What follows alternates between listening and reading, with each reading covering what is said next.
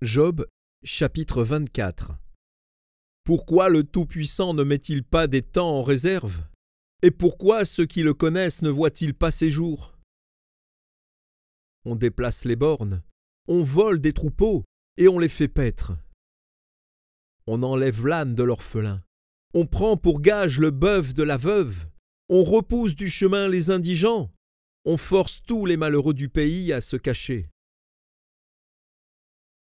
Et voici, comme les ânes sauvages du désert, ils sortent le matin pour chercher de la nourriture.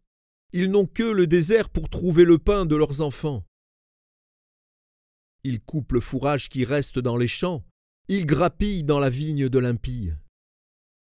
Ils passent la nuit dans la nudité, sans vêtements, sans couverture contre le froid.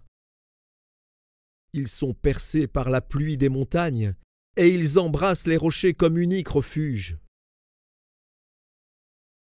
On arrache l'orphelin à la mamelle, on prend des gages sur le pauvre. Ils vont tout nus, sans vêtements, ils sont affamés, et ils portent les gerbes.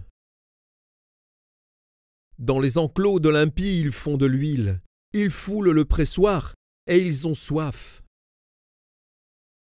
Dans les villes s'exhalent les soupirs des mourants, l'âme des blessés jette des cris. Et Dieu ne prend pas garde à ces infamies.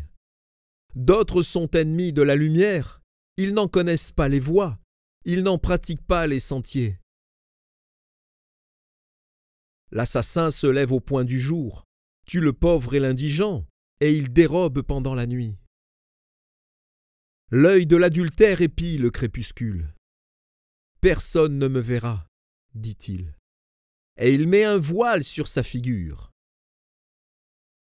La nuit, ils forcent les maisons, le jour, ils se tiennent enfermés.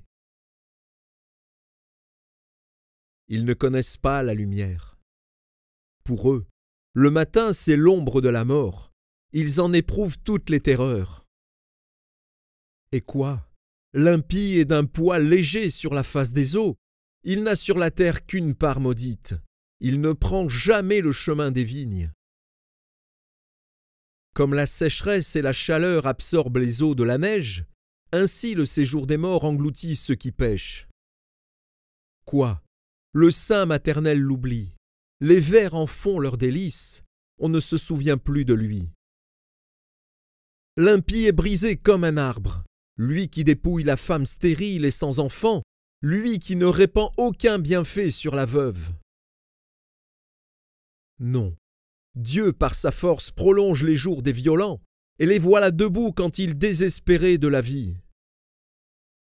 Il leur donne de la sécurité et de la confiance. Il a les regards sur leur voie. Ils se sont élevés, et en un instant ils ne sont plus. Ils tombent, ils meurent comme tous les hommes, ils sont coupés comme la tête des épis. S'il n'en est pas ainsi, qui me démentira? Qui réduira mes paroles à néant?